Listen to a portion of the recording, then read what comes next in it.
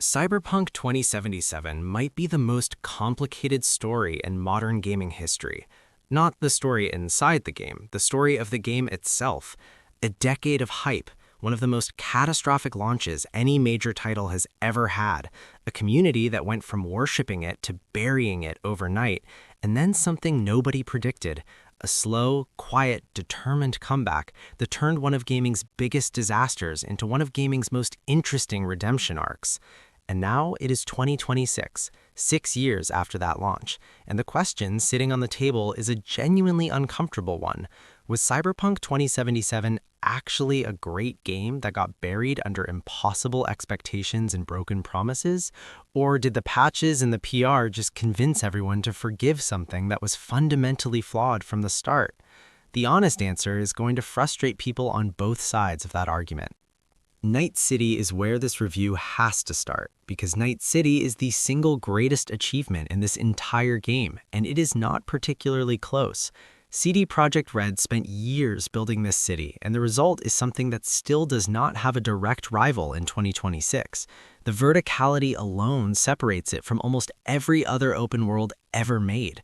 Most open world cities are wide. Night City is wide and tall and deep simultaneously. Neon signs layered over corporate architecture, layered over street-level poverty, layered over underground clubs and maintenance tunnels and rooftop gardens. Every district has a completely distinct identity. Watson feels industrial and immigrant and alive with small businesses. Westbrook is glossy and performative. Pacifica is abandoned and dangerous in a way that feels genuinely earned rather than artificially designed.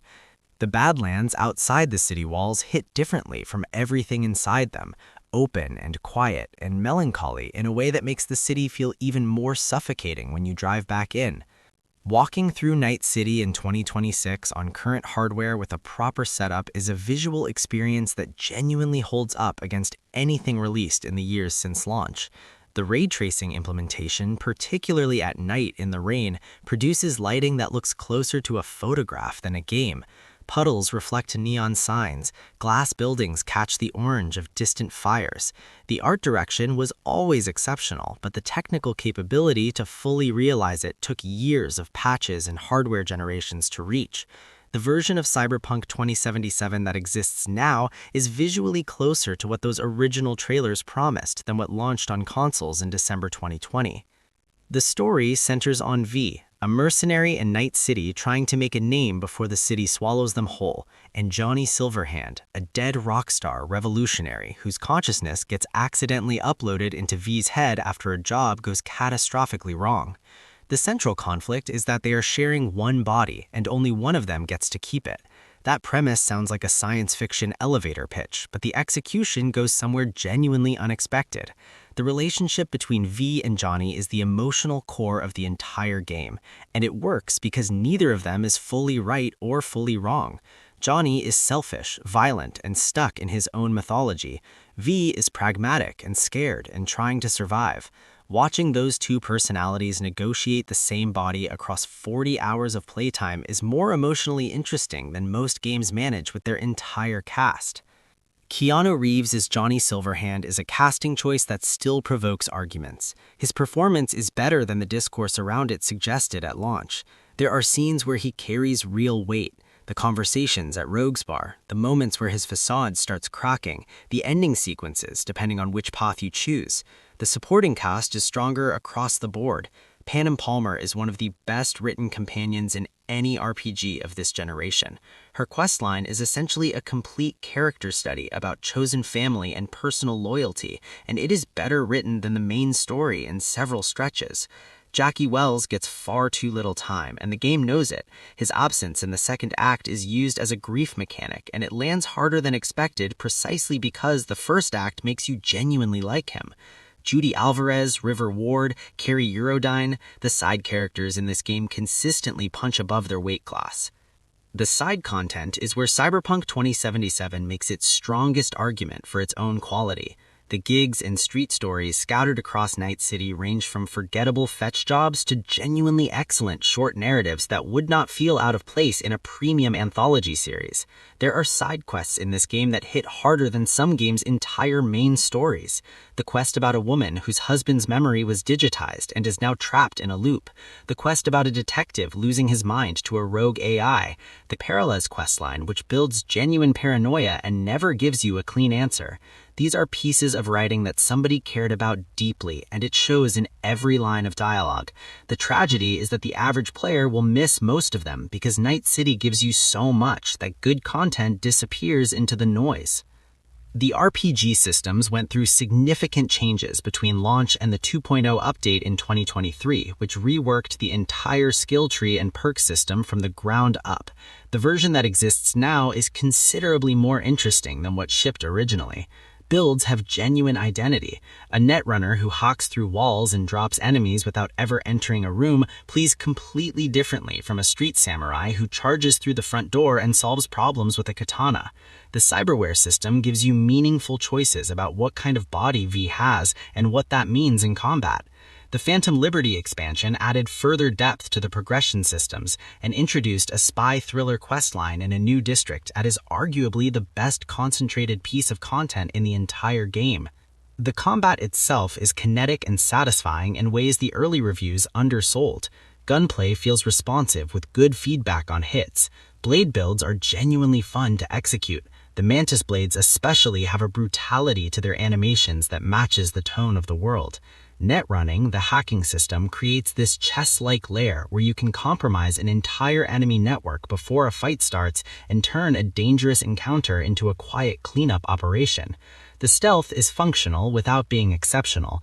The driving combat is still the weakest pillar. Car chases and vehicle combat have never quite felt as sharp as the on-foot systems, and that remains true in 2026.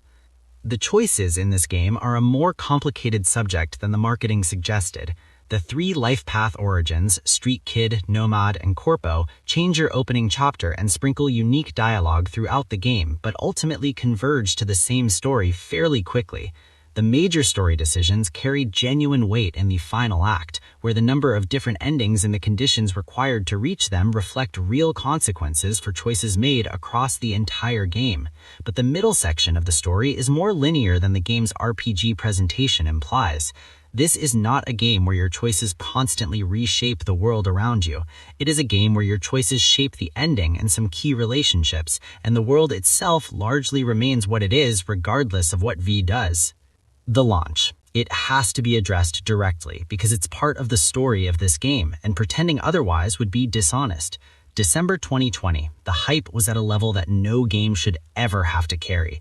8 years of development, multiple delays that each extended expectations further, marketing that showed features and systems that were not in the shipped product, and then the game released on last-generation consoles in a state that was genuinely indefensible. Frame rates in single digits, crashes every 30 minutes, visual bugs that made the game look incomplete because in many respects it was incomplete. Sony removed it from the PlayStation Store. CD Projekt Red issued refunds. The studio's stock price collapsed. The reputation that The Witcher 3 had built over years was torched in about 72 hours. The road back took 3 years of patches, a next-generation update, the 2.0 overhaul, and Phantom Liberty. Each step recovered ground. Each improvement revealed more of what the game was always trying to be underneath the broken surface.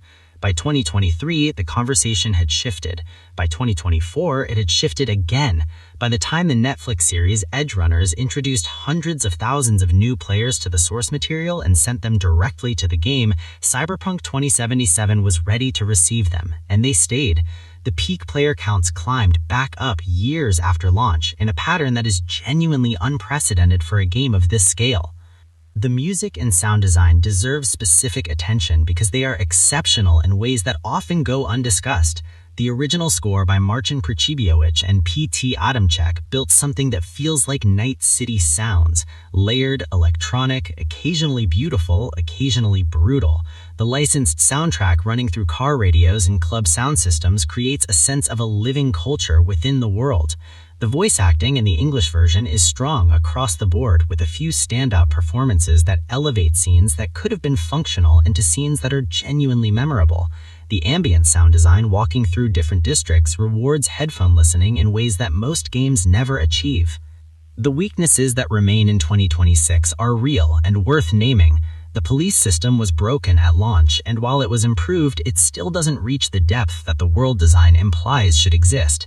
NPCs outside of scripted encounters have limited behavior that becomes noticeable the longer you spend in the city. The main story's middle section has pacing issues that no patch can fix because they're structural. The initial life path choice matters less than it should for a game that presents it as foundational. And for all the brilliance of the side content, the map is also padded with gigs that exist primarily to give completionists something to do, rather than to say anything meaningful. Looking at Cyberpunk 2026 from 2026 requires holding two things at the same time. It's a deeply flawed game that shipped in an unacceptable state and was sold to consumers based on promises that were not kept. That is not erasable and should not be excused. It is also, in its current form, one of the most ambitious and in several areas most successful